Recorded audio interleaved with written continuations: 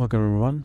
This is episode 3 of Beyond LS, and in this episode I'm going to show you quite a few commands to display the file space usage on your system, on your drives, on your folders, and do some nice cleaning up.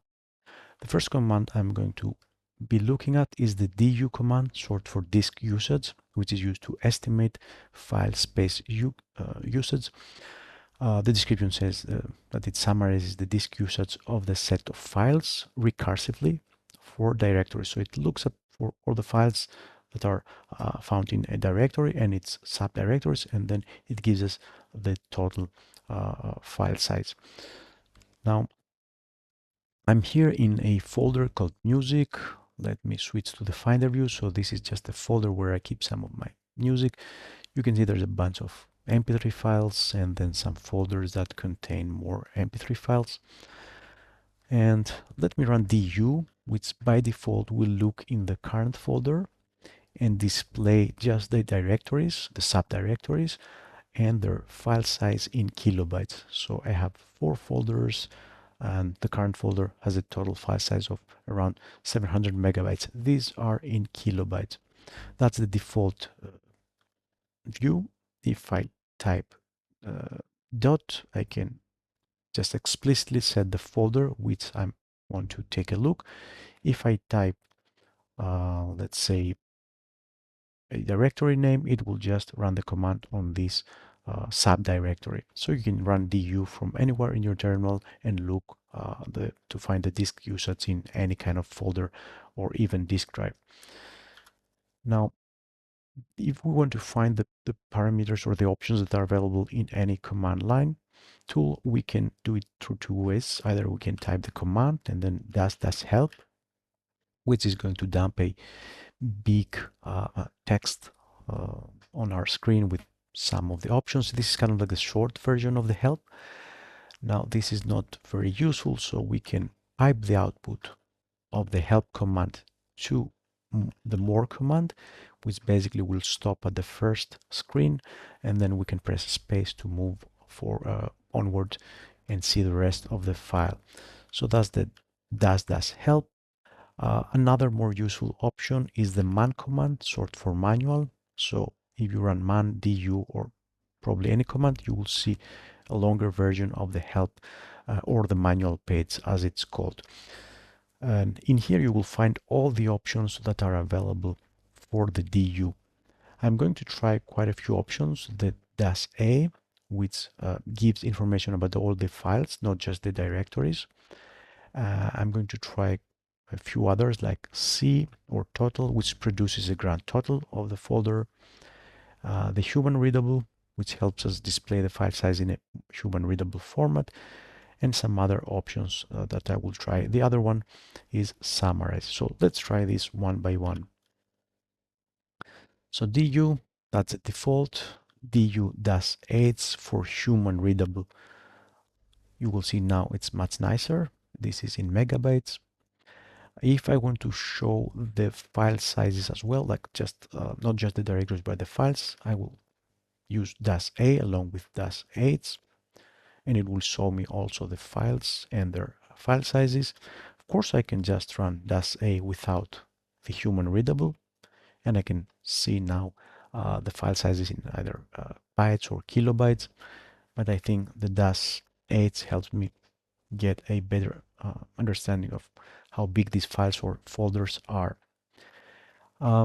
Let me run the C command, which is just going to display the grand total at the bottom. And if I want to see just the current directories file size, I can run the -s.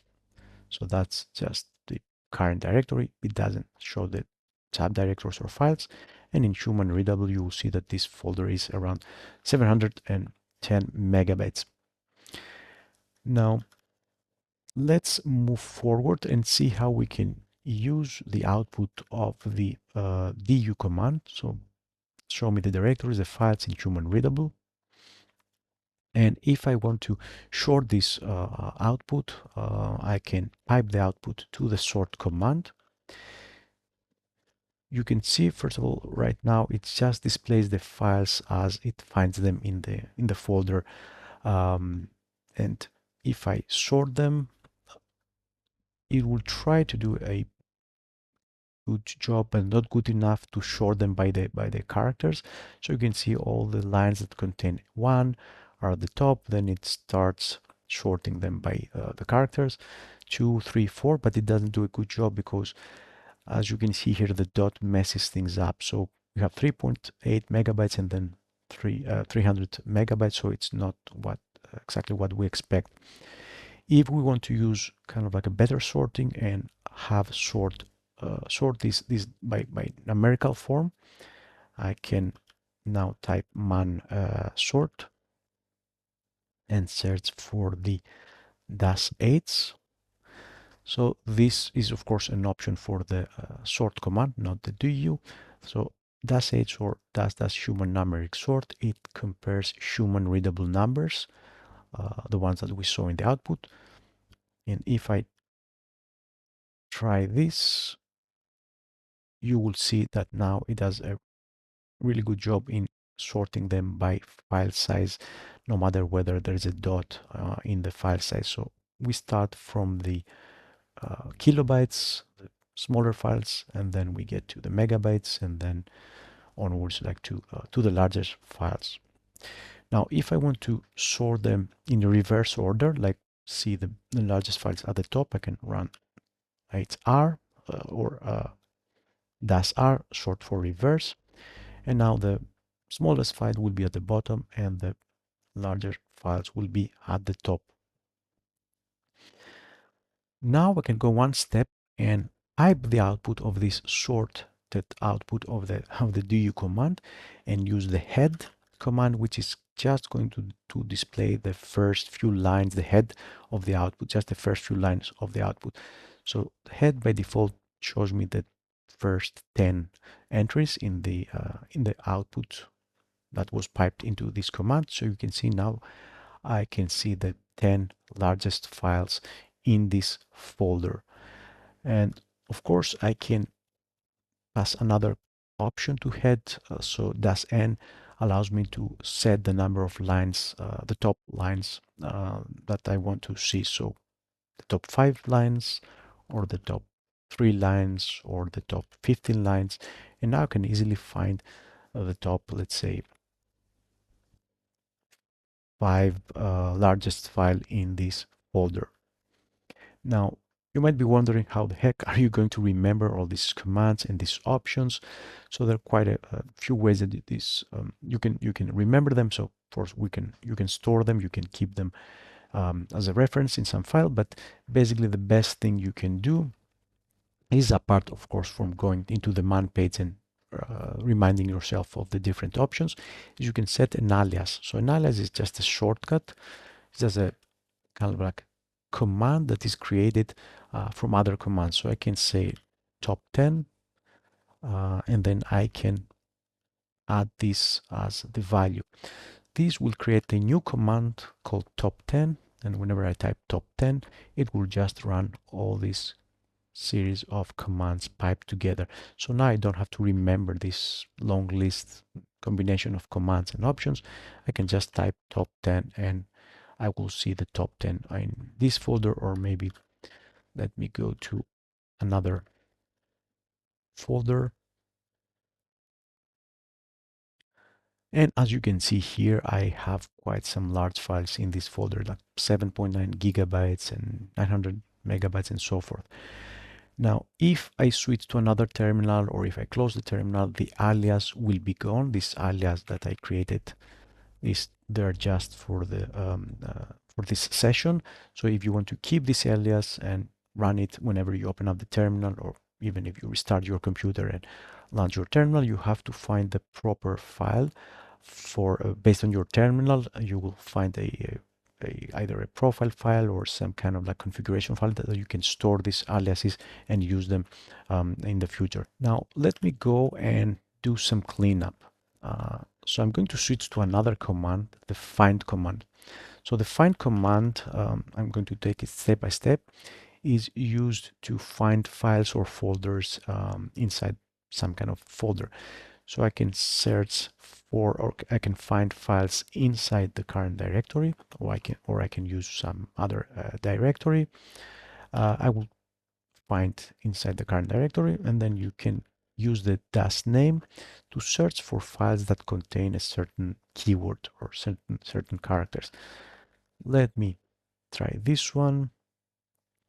Now there isn't a file that has these words, but I have files that contain these words. So let me show you. Let me try. So for example, I have this folder, create llama PDF. Now if I try to find by searching for llama, it will not find it because there isn't a folder or a file that contains just these words. But I can use the wildcards to find anything that starts with some characters. The wildcard means one or more characters, that can be any characters followed by llama. And I can see that I have a folder that starts with these characters and then ends with llama. So this is kind of like the wildcard, and then the llama, and also this one. So it starts with some characters and then it ends with llama. I can also find files or folders that contain llama in between. So if I type wildcard at the end, it will find quite a lot of files. You can see starts with some characters. It contains the word llama and then some other characters. Now, the cool thing about the find is that once you find this, like this file, these files, these entries, you can actually execute a command on all these entries. So if I want to run a specific command for each of these entries, these found files, I can use the dash exec to run some kind of a command. So if I type du -8, it will run this command for these 3 entries. And in order to do this, I will have to supply a placeholder. So this means execute this command and place the entries, the name of the entries that you find in here. This is kind of like a special placeholder. So it will run du -8 with this output, with this output, and with this output. So I'm going to see this command run on these 3 entries.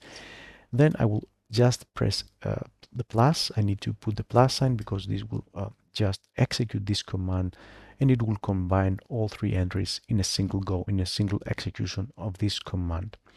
And you will see that it will run the command, and it will show me the disk usage for this folder, and it will also look into the subfolders. And if I type I think is the S command, it will just show me the single entry. So now I can see just the folder's file size, not the folders that are contained inside. So that's the find. And if I also want to search, make a case insensitive search, so no matter whether llama is in lowercase or it's in maybe one of the characters is in uppercase, I can use the iname, which basically looks for case insensitive characters. So it doesn't matter whether they're lowercase or uppercase. It will just show me the files or folders that contains these characters. So no matter whether it's ABC or ABC or ABC, this I means case insensitive. If I search for ABC, it will find all these patterns. Okay, now instead of looking at kind of like this keyword, I'm going to look at a particular folder, node module, which actually takes up quite a lot of space. And here I'm going to find all the node module folder found in this current folder and show the actual file size. So you can see I have quite a few node module folders that take up quite a lot of space. We have like 438, 600 megabytes. So this can be cleaned up because they can easily be recreated. And then in order to see kind of like the largest folders at the top, I can pipe this to sort with the kind of like the numeric sorting and in reverse order. So basically this will show me all the node modules in sorted reversed order. So now I can see that the biggest node module folder in this the current folder is this one, and then I can decide whether I want to clean up or remove these folders. Of course, I can create an alias for this one, and I can easily run the command in with some kind of like, I don't know, alias node clean or node find or whatever. And then I can type the rest of the command. So this is a nice way to find large files. And now I'm going to switch on to another command, which is actually kind of like an enhanced version of the du command. And that's the ncdu. N course is disk usage. So basically it's kind of like a more fancy version of du. I have already installed ncdu, so I can run ncdu does help.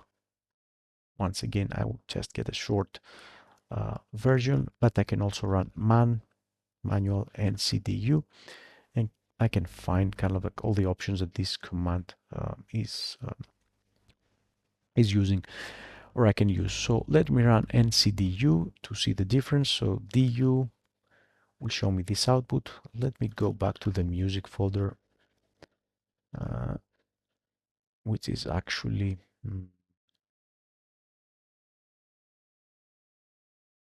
okay. So du gives me this output, and ncdu gives me this output, which is a lot nicer.